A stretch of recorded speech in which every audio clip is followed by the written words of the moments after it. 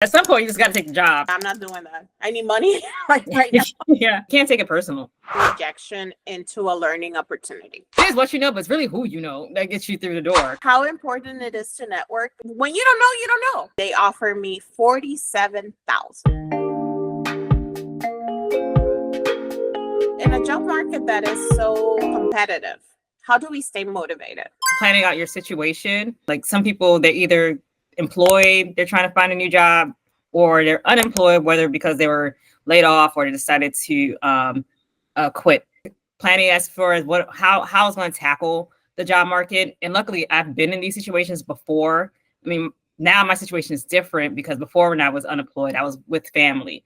So I had a cushioning. And now I live in a different state and I'm not close to my immediate family. So for me, the way I stayed motivated is that I treated my job search as a full-time job.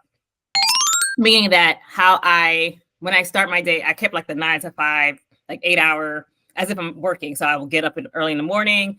I plan out my searches as far as how I was trying to focus my searches with permanent versus contract opportunities, what areas I was focusing on. As I mentioned, I want to pivot to product management, but since I know my background is mainly in business analysis and product management, not project management, I kind of strategize. These are the areas I want to focus on, and these are the areas. These are the opportunities or regions that I would want to work at, and try to understand as far as in the current market, trying to, based on the initial job search, kind of just throw my resume out there, but try to see what are the skill sets that our companies looking for, who's responding back, and averaging out the time frame. So by that, try to create a profile to figure out, okay, this is based on what I'm looking for. These are the skill sets that I'm starting to notice that companies or recruiters are looking for, and kind of match, I guess, my resume. Do I have these skills or do I need to upskill? What are the tools like people can use like for this market? Like where to find a job? We know LinkedIn, we know Monster. Well, LinkedIn, I use that for more networking than actually applying to the jobs to see what's there. But as far as applying to jobs, I use either applying directly to the company site itself. Absolutely. Or I leverage other job boards. Like there's a job board called ATA. There's a job board called iLevels, or you can Google job boards that's specific to tech, or job boards that's specific to product management or healthcare, and I find what's there, and I leverage those job sites. In your industry, you're going to apply to different job boards, right? Yeah. So we're mentioning that's where we're at, but there's healthcare job boards. There's also, do not go on Craigslist, please. Do not use find a job. Yeah, don't use Craigslist. Craigslist is a scam. So I don't know anyone who got a job from Craigslist. If you did, please comment below and let us know, enlighten us, because I have never found a job. And I used to look into Craigslist back in the day, because like that was a spot that you search. But yeah, or like join professional organizations. Like they have like job boards. Like for like recently, conference that's coming up this week in Las Vegas. Alpha. Shep?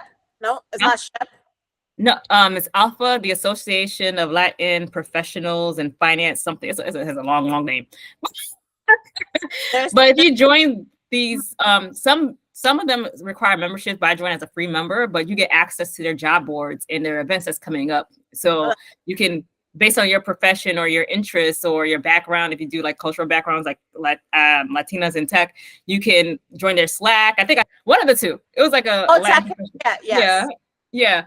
You can join like their Slack, and people like will message you about jobs, and you connect with them. So like the Latinas in Tech, or the National Black MBA Association, National Association for Black Engineers, to get your name out there, and also get access to their job boards, because you never know who knows someone.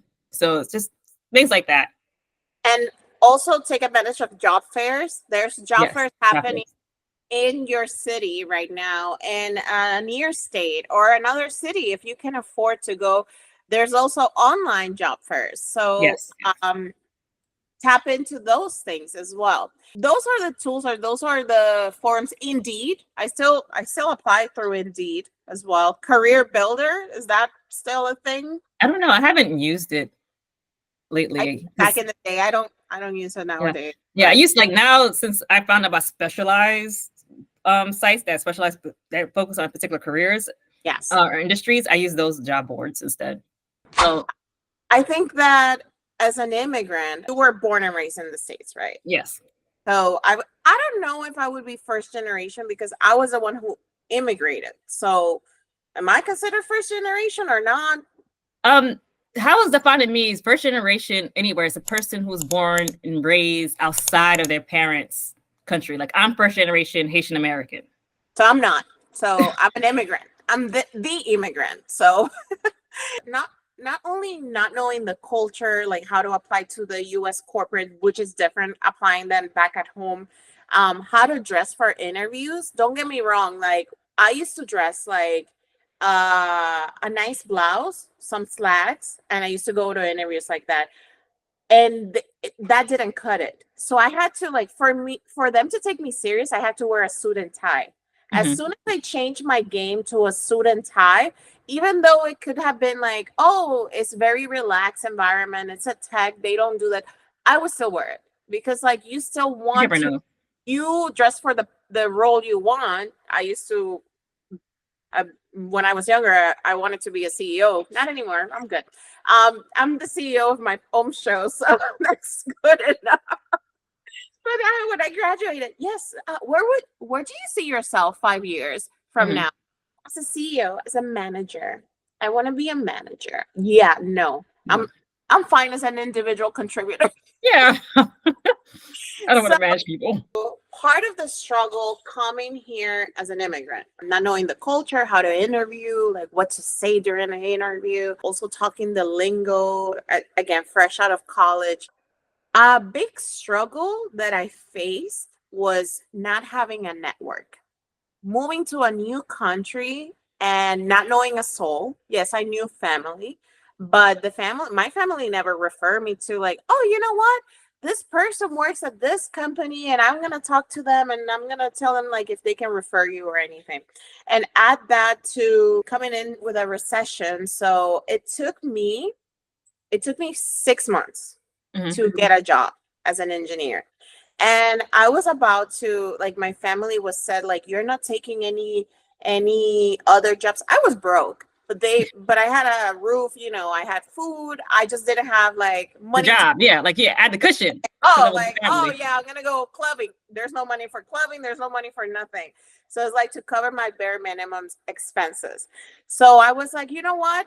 It's been a long time. I haven't found a job. I'm gonna take whatever job. And my cousin that I was staying with her at a time. So I was like staying with my brother, staying with my cousin, and I was just like hopping between New York, New Jersey, Pennsylvania, and applying to anything and everything. I started applying at one point, I think a month number 2 or number 3, Kansas, Washington State. At this point, my bills don't have a state. Like, if you can pay me, I will move there.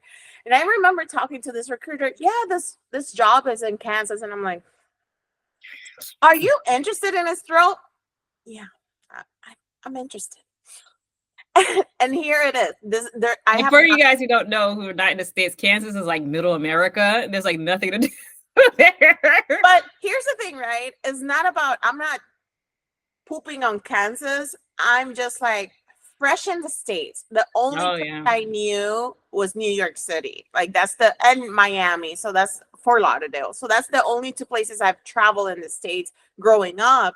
And that's what I'm familiar. So, new country, and again, I don't have the network. So I don't have people who can refer me. I don't have people who can even advise me. Like, how much should I how much should I say when they ask me like, oh, how much is your salary? What would you like to be making? What's your salary?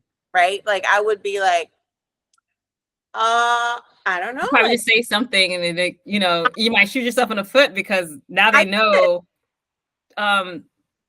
culture. I understand like for different countries, the work culture is different, but I think we're all like in the same boat when it comes to networking, like understanding how to get in that door, knowing you have to know someone to actually get the job. It's not what you know, it's who you know. And I think that's true no matter where you go in the world.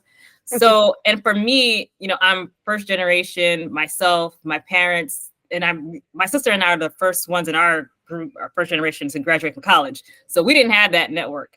So we didn't have people in the business or in the know. Mm-hmm. So a lot of the networks that we had to build was through college and going through like the career services in our schools. And we had to build our own network from the ground up. So for me, especially out of college, when I couldn't find a job because I graduated during the recession. So for me, my networking was, well, Monster was just blowing up. Like those job boards were just blowing up. So it was doing a bit of both, like applying online and actually going to the locations where they're handing in my resume. Also, like job fairs was a lot that I use. I leverage my student career services heavily to either connecting with alumni to mention that, I'm a new college grad. If you get in a call with me and want to pick your brain about, I'm pursuing a career in finance just to see, give me tips and stuff like that. So that was, for me, that was like my way in, because through attending these career fairs, it kind of gives you a face and a name to these recruiters. I made sure I kept touch with these recruiters. And also some career fairs and conferences, they have like courses on how to negotiate your salary. And luckily through those, that would have been very beneficial. Level. So let's compare stories, right? How much did you make fresh out of college on your first big girl job? Okay, so I think I was able to get into a program called the FDM Group, which was it's still there. It's a consulting firm, but they focus on recent college graduates, and they focus on IT, on the IT side. So they train students in SQL, product and program management. So that's how I was able to get my first job. I went through their program, and when I completed it, I started consulting at an investment bank. Oh, that's amazing. Yeah, and that's New York. That was in New York. But the salary rate, I wasn't being picky. I was like, you got student loans, so you cannot be picky and just say, and you have no work experience. So I couldn't demand a whole lot of money. For at that time, I was like, I'm flexible. And I also, my living condition was different. Since I was, I had no kids, and I was a 20-something-year-old. I still live with my parents, so I was flexible with when it came to salary, because most of my salary would have gone to student loans anyway. I wasn't paying bills or anything like that. So the salary rate was low. I think it was about 120 compared to what I make now. It was like 125, which is pretty high for most college students. So when I tell you how much I made after my first big girl job, you're going to be like, poor thing. So that's actually high. Yeah, that's pretty high. I was like, that's pretty high. Considering fresh out of college, that's like fresh out of college, like 115, 120. I was like, that's pretty high. Yeah, that's pretty high. So I didn't have anyone who would tell me, oh, you need to be making like, oh, if you have an engineering degree and you have this experience, even though you don't have experience out of college, you can be making, you aim for this. So I had a lot of people, like you said, it was recession time. So 2012, it was second term of Obama. He won the election. No, I think he was campaigning by the time that I came here. Okay. And a lot of people, like when they knew, oh, I moved to the States, a lot of people told me to my face, like, there's people from Harvard that don't have a job. There's people from MIT that don't have a job. So you better, like, I was like, so how much can I make? Like, can I ask for like 100,000, 80,000? They're like, there's people right now with master's degree from Harvard and MIT that are making 30,000 a year. And I'm like, wait a minute. That's how much? I'm like, how much? And I'm like, that doesn't sound about right. And again, I didn't have anyone who would tell me like, hey girl, with this, because I had experience from back home. I didn't have state experience. And they're gonna claim like, oh, we don't recognize that here. So I had to I went to interviews and they would tell me, they would look at my resume, oh, you don't have experience?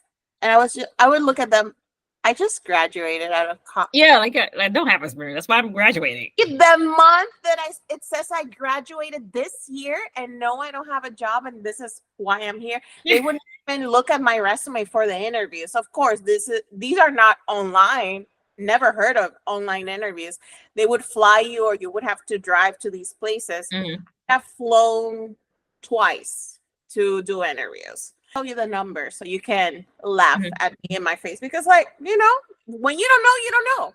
Yeah. I took a job after 6 months of not having any offers or anything. They offered me $47,000.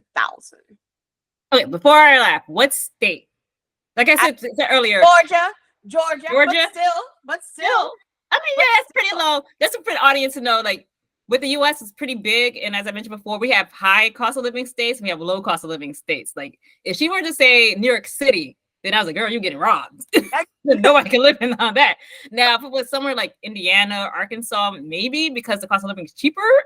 Maybe Georgia. I don't know. Was it Atlanta? It was Atlanta, but the company was an hour 45 minutes outside Atlanta. So they could, I argue that cost of living is like nothing. And I mean, they could have got you a little bit more if it was Atlanta. They could have got you a little bit more. They could have got at least the 80,000s. 80,000. When I found out that fresh out of college people from Georgia Tech were making like bare minimum for them, like the minimum wage that they would ask would be 65. I wanted to unalive myself. I want to like. And I also might think, this is just my opinion, because I've also been on the other side when looking at people's resumes and being in a discussion when they're interviewing or hiring people. I do think sometimes in the States, if you are coming from another country, unless you have like good work experience, they try to take advantage of that to pay lesser. Yeah. Because maybe I don't know. I'm not an HR person, so I don't know how much it costs to sponsor someone who's not a resident, not a permanent resident. Well, that wouldn't be my case, but it does. It's if you are, and when I came to the States, I had a green card. So they were not adding more extra expense on mining. Yeah. However, you come with a visa. Yeah, you have to, there's like a visa, work visa, and thing has to go through, and it's money for them to sponsor the employee. Yeah. So I don't know, because I think they kind of play on that too. They look at, okay, this person is not a U.S. citizen, and maybe you can pay them a little bit less. So I also think that kind of plays in it. Absolutely. That's what happened. Absolutely. And I didn't have anyone to call. Well, my cousin who's in Philly, no, not Philly, Pittsburgh. So she lives in Pittsburgh. At that time, yeah, I asked her like, hey, what you think about that? And she's like, just start. You could always just get your foot in your door. Just get your foot in the door, get your experience, and it's not what you wanted, but like at least you have a job. And when looking at it, like if I were to do it all over again, I recommend people. I never did an internship. So because I was in DR, internships were unpaid, or they were not even minimum wage. Not even, it would be like $100 a month. And I'm like, so I'm going to school, I have bills, and you're paying me $100 a month. Like, I actually got a full-time job that I was making $1,000 a month. So you see the discrepancy, like from, I wasn't doing engineering. It was just like a call center doing outsourcing. Yeah.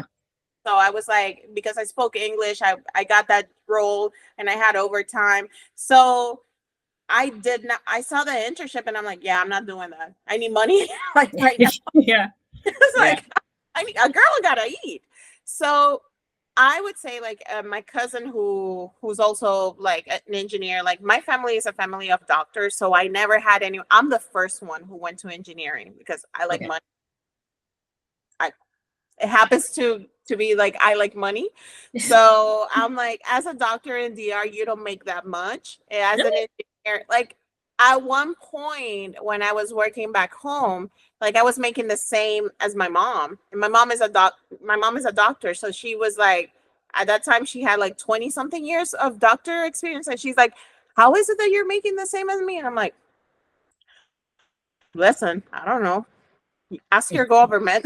But yeah, it's such a disparity and such a inequality, right? So fast forward in the States, 47,000. I knew it wasn't a lot. And a lot of people told me, yeah, it's not a lot, but you're broke. So what are you going to do? And I'm like, I'm going to take it. Because like at that point I was in the job. I needed a job. The bills, like we talk about, the bills are You just keep coming. The bills are going to be there. So at some point, you just got to take the job just to pay, just get some income coming in. Exactly. So when I found out, I was talking, of course, like I developed friendships in Atlanta and I was talking to people, and then we got talking and I met more engineers, and I'm like, yeah, so like how much like should I be making? And they're like, you're making how much? You're underpaid. And you're a what? You're no, they're underpaying you. Did I learn a lot on my first job? Of course. Yeah, learned a lot. Also very toxic. I still have flashbacks and PTSD. So it took me back then a whole year to find another job. A whole year. While I was on the job at the 6-month mark, I started applying. Looking for other jobs, yeah. I started looking for other jobs. I started interviewing. And again, yes, I learned how to interview a little bit better, but I still didn't grasp the whole like, and I never negotiated. At that point, yeah, I'm embarrassed to say this, but it's again, I didn't have anyone who told me you need to fight for yourself. You need to ask for more money.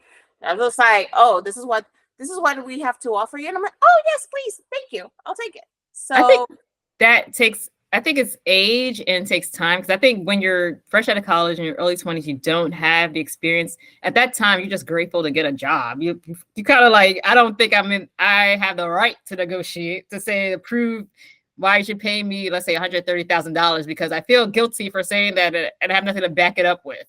Exactly. So I'm like, wow.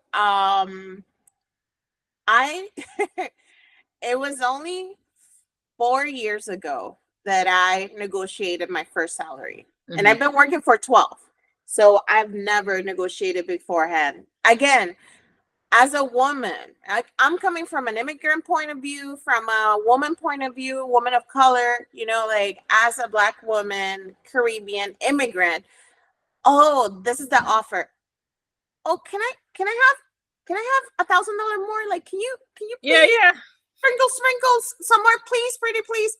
Because at that point, when you get into the negotiation phase, they want to offer it, and you are so afraid. I was so afraid that they would rescind the offer. And I noticed that when you don't give up, it's when you get more money. Yeah. So like if you act, again, like confidence, fake it till you make it, right? But confidence speaks loudly, because if you treat them I'm not saying like have an attitude, because no one wants to deal with that, but like know your worth and add tax. No, true. Because once you're in the company, I've never seen like, oh, you know what? I was such a great employee. They gave me 20% more. As a raise, yeah. Like they will give you a mere 3%, if even inflation. Was it raining? That's all lightning. It's lightning. I unplugged the laptop and I'm like, I don't want to get electrocuted. But yeah, so we talk like how important it is to network, because it opens doors that again, if you are competing against 1,000 people that might be better qualified, that have 20 masters, whatever certification, 50 years of experience. However, just by someone saying, hey, I know this person, and they would vouch for you. They would be a great fit for this role. It's a different story. Yeah. It's a different story. And I think like if we can leave the audience with something, network. Yeah. Network is really, I thought when I was a kid, when they always say it's not what you know, it is what you know, but it's really who you know that gets you through the door, because you never know. Like I'm actually going to a networking event later today, but just to say, like the interview that I have an interview that's coming up on Monday. I was able to get that interview because I went to a conference and they saw my resume. But I was able to speak to the recruiter and I kept up with her, but she flagged my resume internally for all the jobs, and that got me the interview that I have on Monday. And another one, it was that I went to another networking event, but I was familiar with one of the recruiters. I've seen them outside, like in social activities. So, and I mentioned to them, my situation I'm looking for, and I'm assuming, because I spoke with them recently that I applied for a particular position. Do you know the recruiter or such that can give you in touch? And I believe they were able to flag that role. And I think that's how I was able to get that interview for the second job interview. So it really is who you know. Exactly. Yeah. And I have also given you referrals. And yeah. That also helps. And honestly, I would go, when I was looking for a job, I would go and touch base with my network. I would go through my phone book and see like, okay, hey friend, like I know we haven't touched base, but I'm on the job market. Do you know someone who works at X, Y, and Z that can refer me?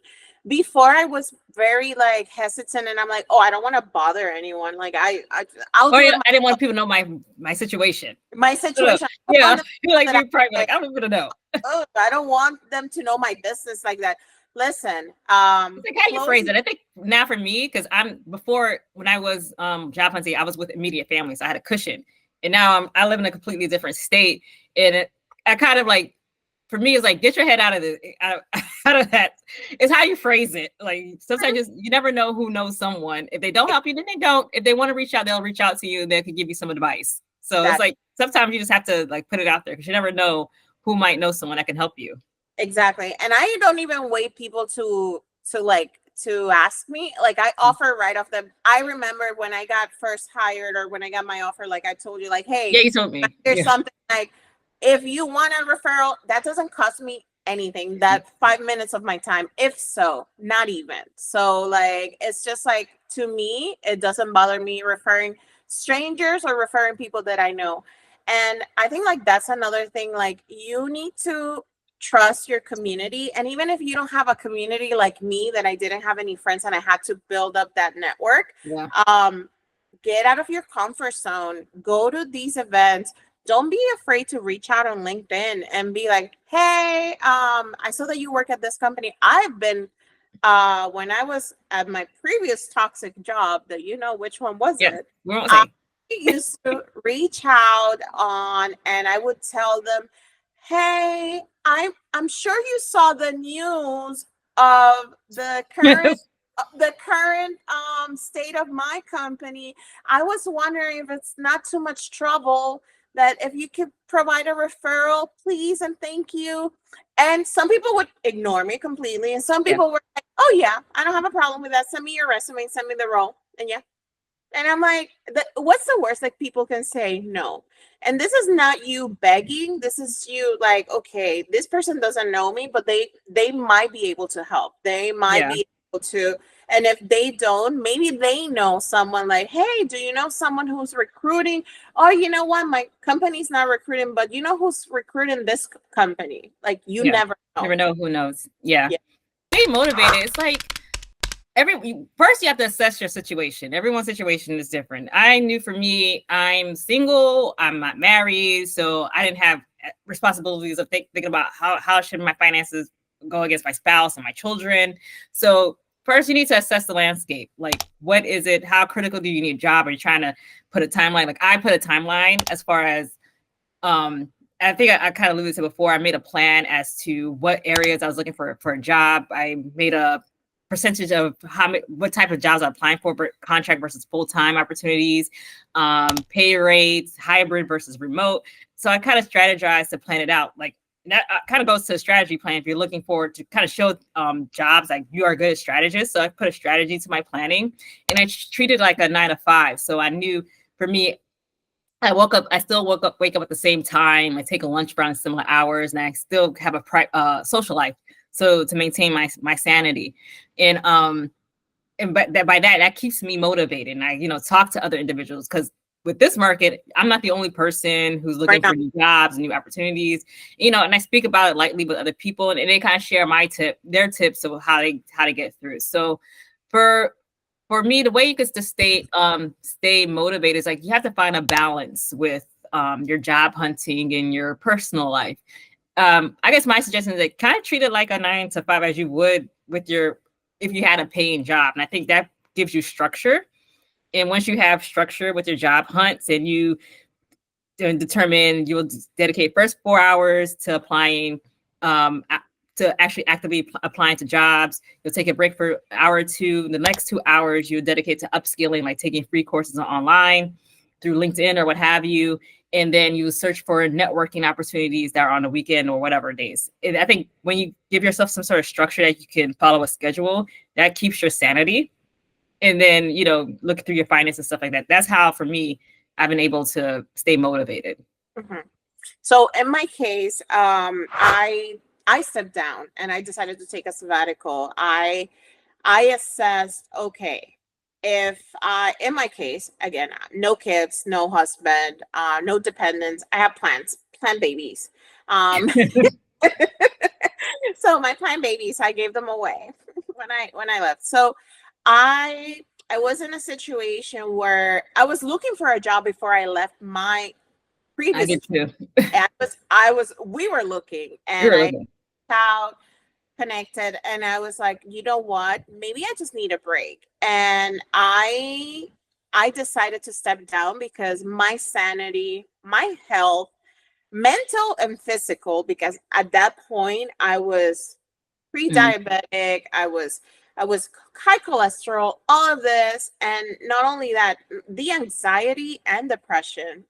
We need to touch base on that. Just that's a whole nother episode of what symptoms or what kind of like consequences your job could give you. So of course my job didn't force me to eat or anything like that, but that's how I managed my feelings, by not going to the gym, by because I was in a funk. I couldn't get out. Like I was not, I didn't want to do anything. And it was just my job. And now, like, this job, different team, different people, different culture. I really think that things happen for a reason, and God's timing is perfect. Because I haven't told you any bad things about this one. Yeah, you have. And I was very vocal about the previous one. Just because of legal reasons. We're not saying any of the company's names, but we're not saying the company's name, but for legal reasons. But yeah, so I had to take a look. I had to take a look at my savings, on how long can I survive without a job. In the case, like, you were without a job for 2.5 years, right? I actually spent a year and 2 months. So no, a year and 3 months before I started my next paycheck. So if you are in a situation that you can't take this anymore, right? Because, like, at the point, it doesn't have to come into a point between your health and you. I would recommend to take a medical leave if you can.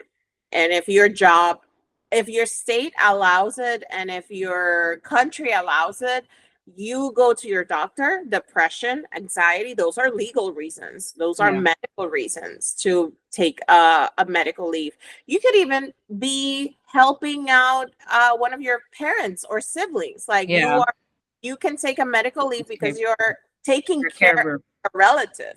And that a doctor signs off on that, and you could take a leave. You're on a salary. While on a salary. Hello. Salary. You know how they say, do as I say, not as I do? Because I didn't do that. It got to a point that I was like, you know what? I can't even fathom going into the office. And I feel like that day when I decided, I was thinking, I took vacation. So like, people quote me and call me, oh, you know who did it, Jenny? And I'm like, oh, who quit after vacation? So I took 2 weeks vacation. And because I went to Carnival. And then we went to St. Lucia to unwind. And I was just thinking, damn, I have to go back to work on Tuesday. And I'm like, oh my gosh. And in St. Lucia, the charger wasn't charging the laptop. And in Trinidad, they stole my work phone. So I'm like, yeah, we're not going to get into that. That's another story for another day. So good thing that they didn't steal my phone, but the work phone, they stole it. So I didn't have the work phone, so I didn't have access to emails or nothing. And when I went to charge my laptop, didn't work because St. Lucia plugs are not different from the US. Yeah. It's different. It's like the pointy ones. Yeah. So I'm like, huh. That was my sign. I was like, Oh, some days. What? Like, oh, let me find an adapter. I think I found an adapter and I plug it in. Nothing. It wouldn't. I think it was the voltage too. And I'm like, you know what? That's my sign. I didn't even thought like, okay, I'm just gonna call in sick or whatever. I didn't have the email. I didn't have a number. I didn't have no one to contact because of it was in my laptop, right? Yeah. Or computer. So my work phone was separate from my personal. So I'm like, you know what? This is a sign. And I just said, that's it. so I'm gone. I'm gone. And it was for my mental health. It was for me physically too, because I was in a point that I'm like, okay, I need help. So mentally, I needed to work on myself. Physically, I needed to work on myself. But I couldn't do that from the States because no income is and in the state that we used to live in the Bay Area. I would have been homeless in 3 months. Yeah, they always say like in California, you're always a paycheck away from being homeless. That is true. Cost of living is so high. Even though I was making bank and on paper, I was making a lot of money with my stocks, my base, all of that.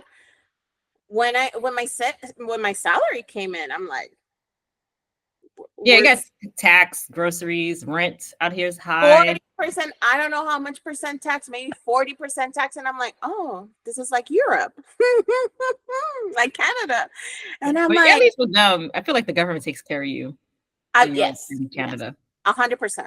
100%. Like healthcare, free. Yeah. Well, you're paying into it, but it's free. It's free. Yeah. So it's not an additional cost. So we pay for healthcare and we still have to pay on top of that. Yeah. Make it make sense, friend. Make it make sense. So I decided to break my lease, pack my stuff, sell whatever I can. The only thing I put some stuff in storage. The only thing that I kept is my car. Because I said, if I sell the car, I can't buy anything. Like right now, any cars, 40,000 at a minimum. For a brand new car, right? Yeah. So like I don't deal with mechanics. Like if I'm buying my car, like it's gonna be brand new. Either certified pre-owned or it has to be new because I don't deal with mechanics and I can't deal with that.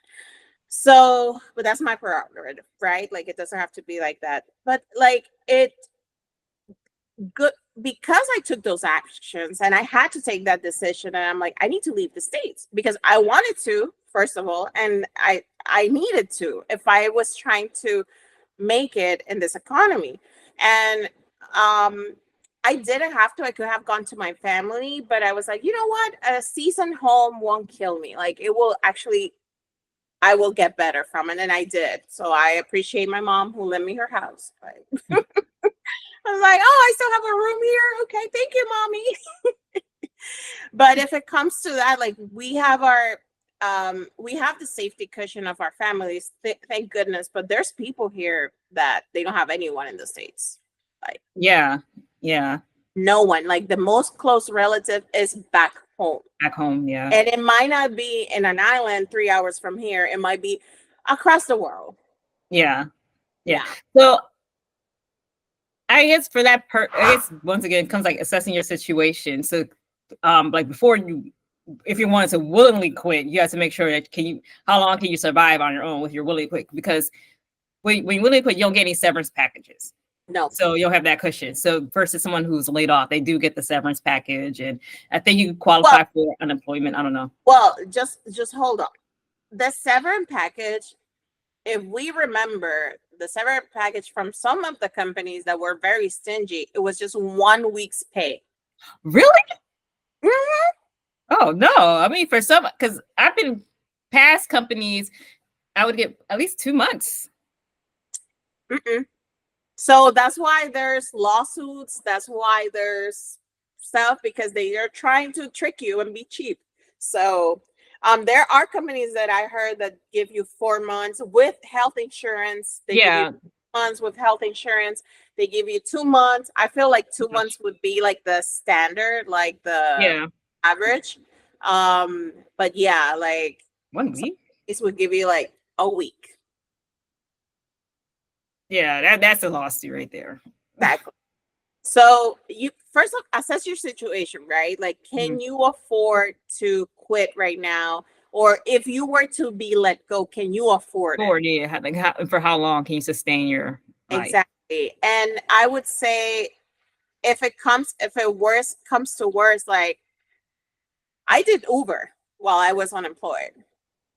I did DoorDash also, like whatever cash I could get, you know, as long as it was legal. Like I kept my YouTube going. Like I kept myself, like you said, in a routine, like making sure that I wasn't just like lazy at home. And but I'm not saying like resting is not a crime. So resting is crime. But you want to make sure you keep yourself out there so people know that you're still looking. Exactly. And have a plan, right? Like what is the plan? Even though you can't predict the future, you can control, you should worry about the things that you can control.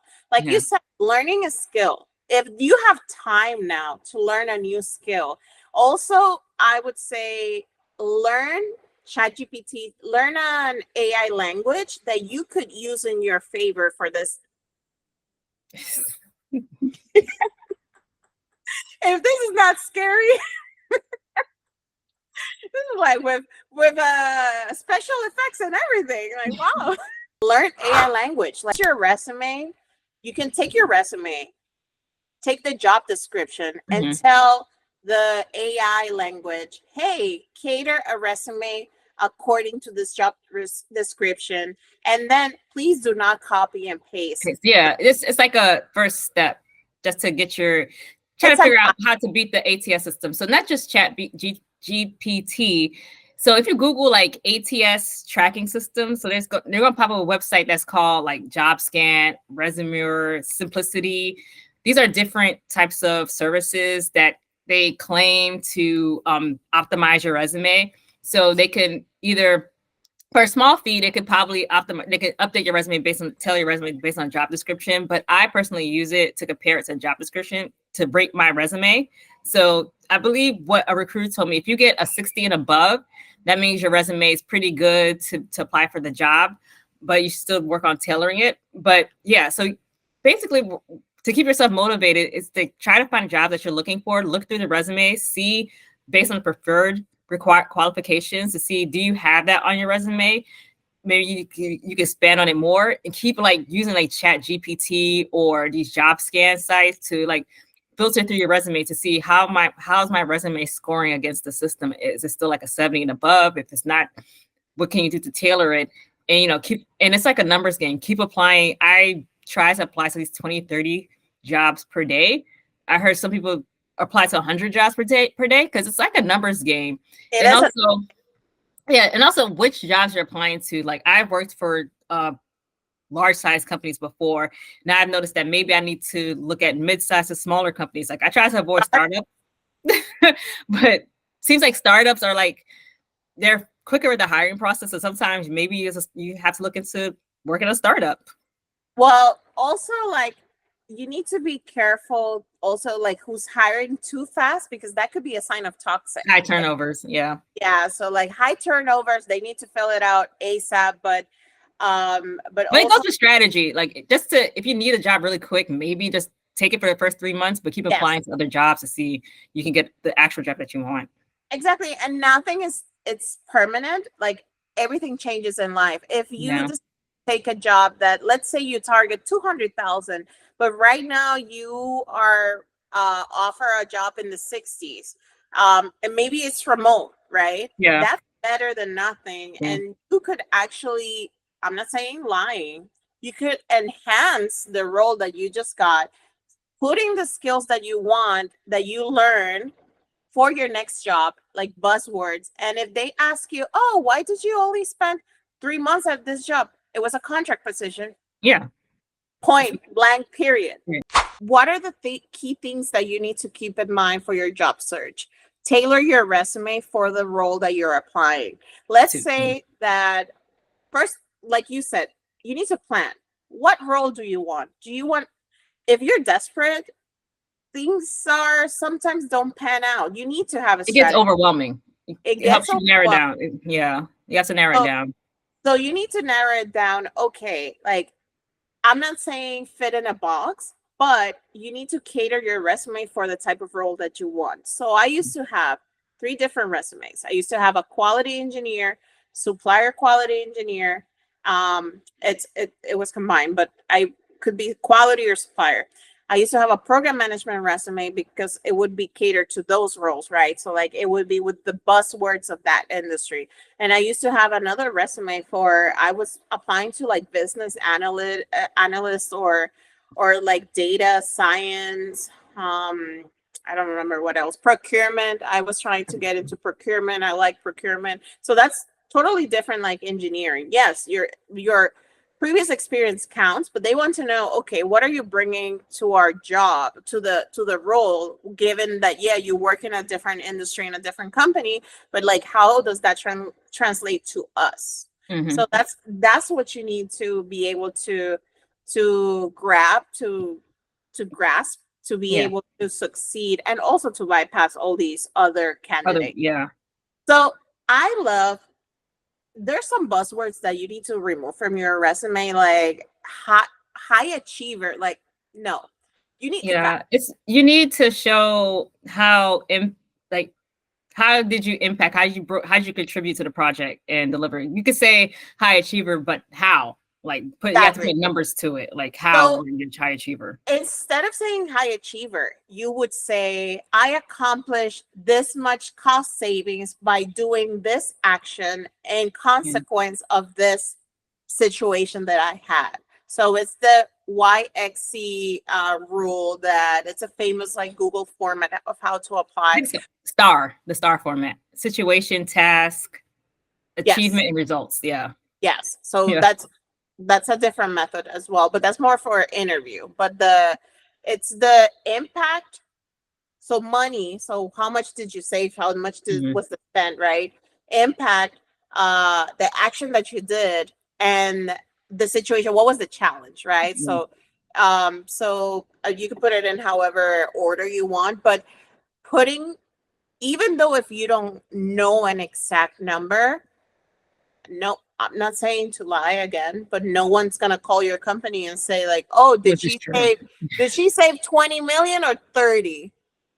But if you're saying that you save $1 billion, you need to be prepared to defend that, because I've put a line and I don't remember, and they brought it up. So in your resume, it says this, and I'm like, where am I resume? And I'm like, oh my gosh, did I really do? And I'm like, oh yeah. And what role are you talking about? Oh, okay.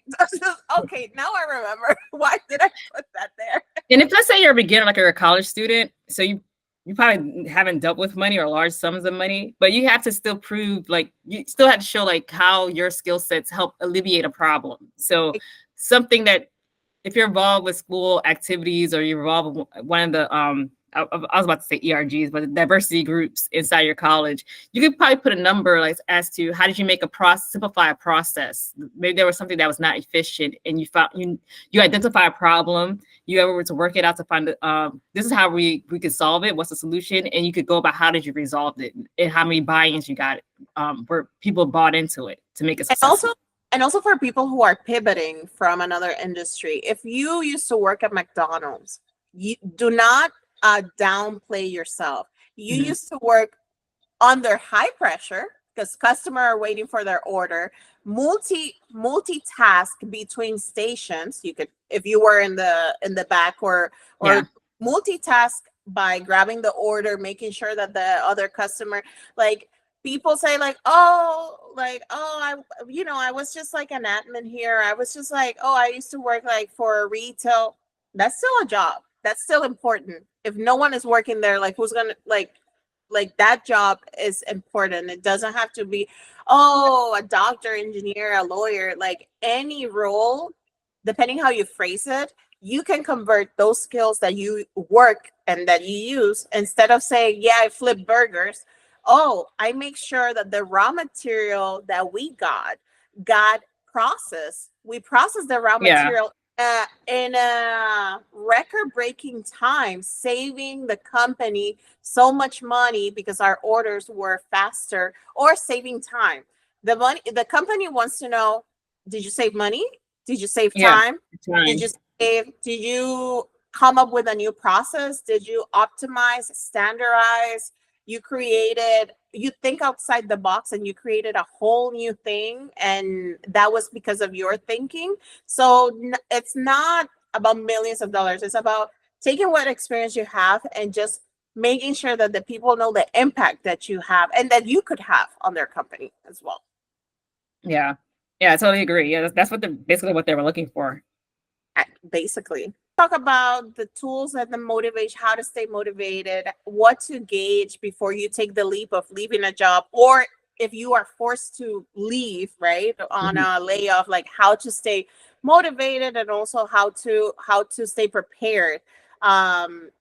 Emergency funds, you need to have a living situation that if in this economy, we used to say 3 months, we used to say 6 months, honestly. Like a year.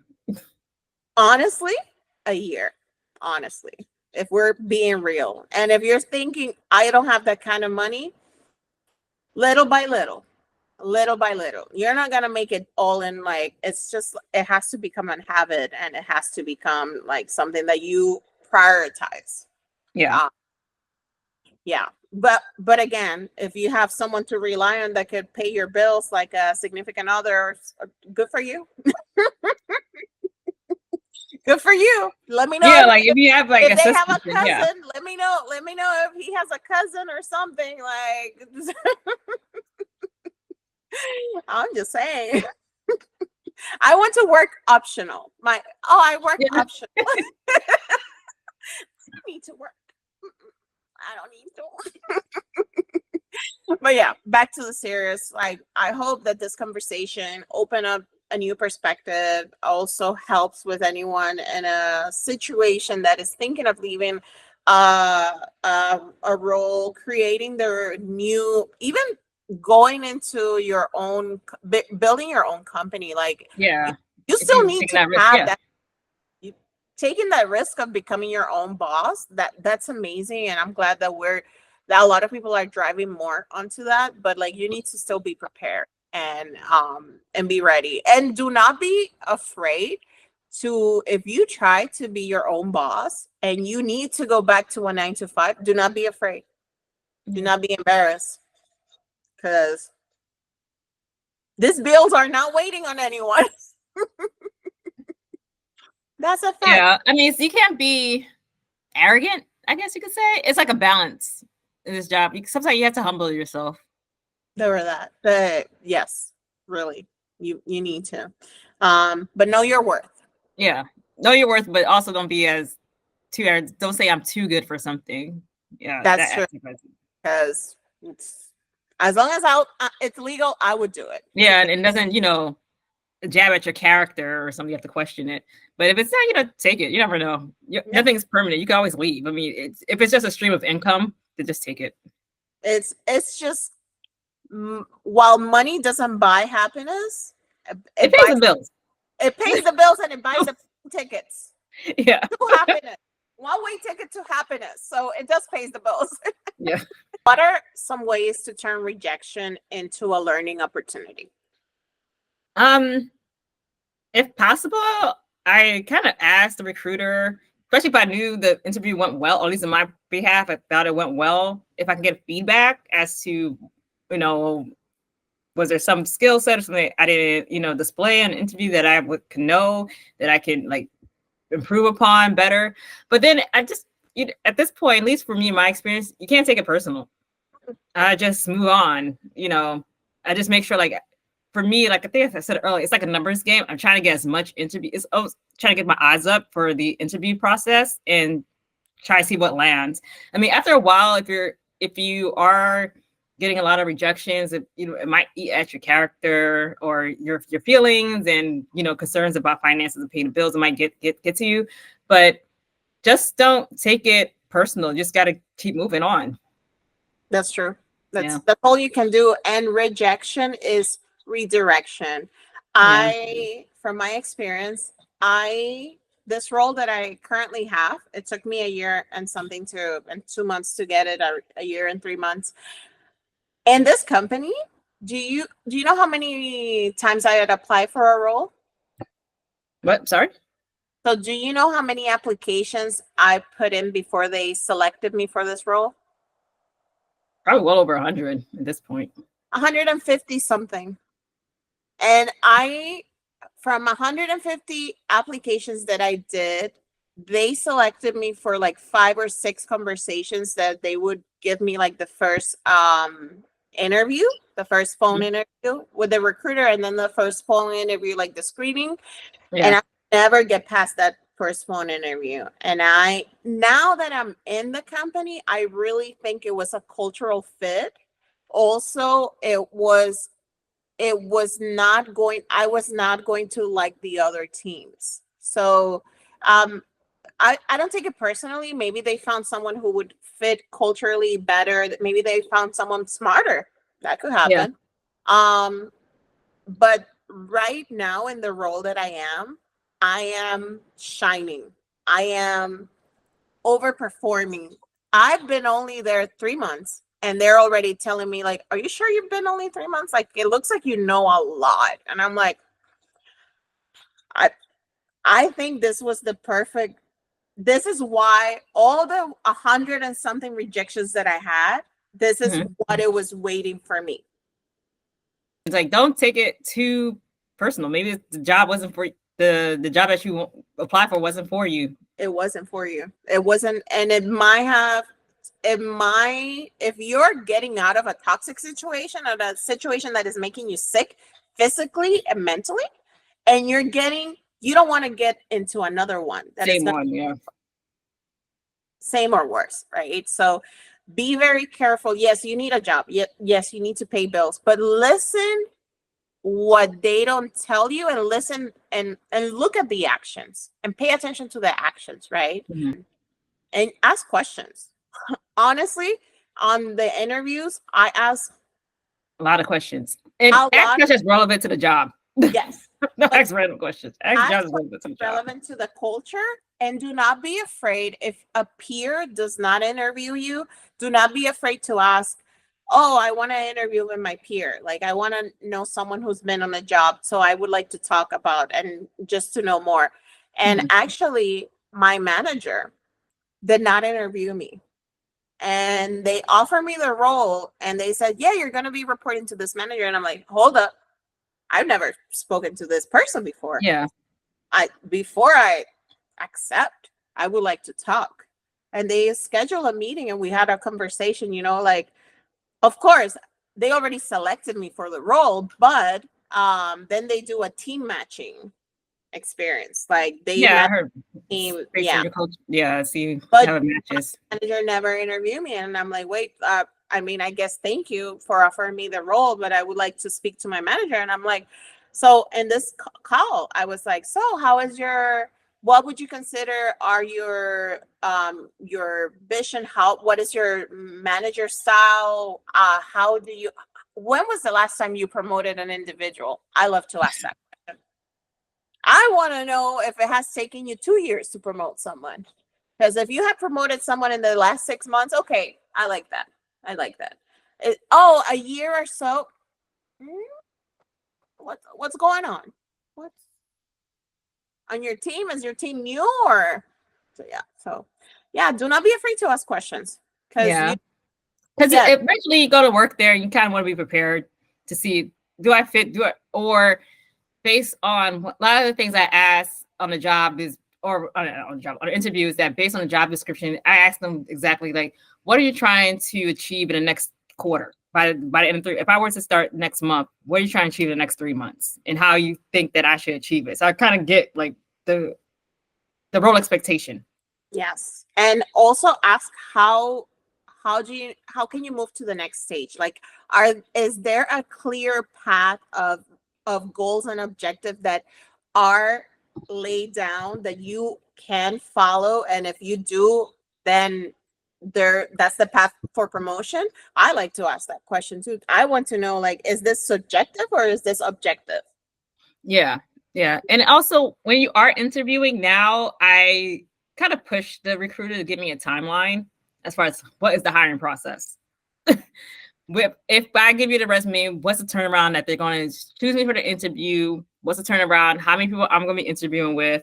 Exactly. Because even though, depending on the situation, if you're unemployed or if you are employed, you need to let them know that you're on a timeline too. Like, you're not a free for all, or, you're just not waiting for 6 months later to hear back from them. Exactly. So they can be respectful of your timeline, and they'll know that you're looking at other places. You can be looking at their competitors. Mm-hmm. So they'll know how quickly to get back to you. That's a great advice. Also, do not be afraid to tell them, like, oh, I'm also interviewing with other companies. Yeah. Even if you just submitted an application, that counts as interviewing. You're expecting for a call. So, like, you're expecting to know about these roles. Mm-hmm. And if you have any offer pendings, yes, I have one offer pending. So what's the timeline for this? Yeah. I just want to know, like, should I wait or should I even consider? Are you guys going to take a year to make a decision? Mm-hmm. Yeah, that's all valid questions. And do not be afraid to ask, because it's worse to be in the unknown. And first conversation with the recruiter, ask for money. Like, what is the salary? Well, I get the range, but I never tell them my rate. I just figure out, okay. Do not tell them your rate. Ask for what is the salary range. And some recruiters are good and they're going to tell you, this is what we're working with, and there's not a lot of flexibility. Are you comfortable with that? Some recruiters will be like, oh, we're flexible. And at the end of the day, no, they're not. They're just going to give you like the low ball, and then you have to fight for like a couple dollars. But don't get into conversations, because that was one of my mistakes as well. Getting into conversations without knowing, like, well, I don't know how much they're paying, but I have another interview. Not even the range. Yeah. I would say first conversation or even first email interaction with the recruiter, ask them for the salary range. Yeah. If it's not posted. If you live in a state, at least in the United States, there are some states there's laws now for certain states, they have to post a range. So you should be able to see it on their job posting, the salary range. Yeah. Yeah. Another gem. Well, let's wrap up the conversation. I think we went over, but it was so much fun chopping it up with you. But do you want to leave the audience with another gem or a piece of advice, of wisdom? In order to stay competitive or stay motivated, at least, is that you just have to get into a schedule. Like, you have to plan you can't really plan for the unknown, but when I mean planning is like, stick to a schedule. Like, try to get a routine.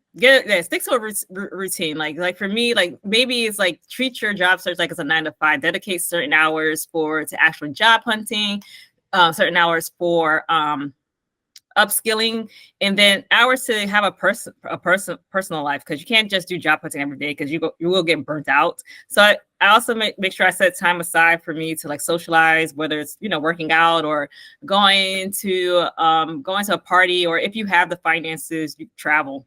It's just like, you have to find that balance. Right. Whatever's in your budget. Yeah, whatever's in your budget, if you cannot afford it. Honestly, I had the time and I was like, I'm going. And I'm glad I did.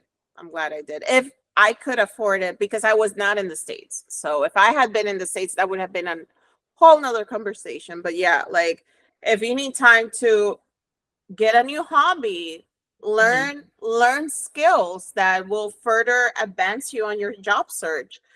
Take classes at a college. I'm not saying doing master's degree or anything. You could take a course at a college. Yeah. Right? Like, they have classes of business classes or something, and college offers certificates as well. So that's true. Yeah.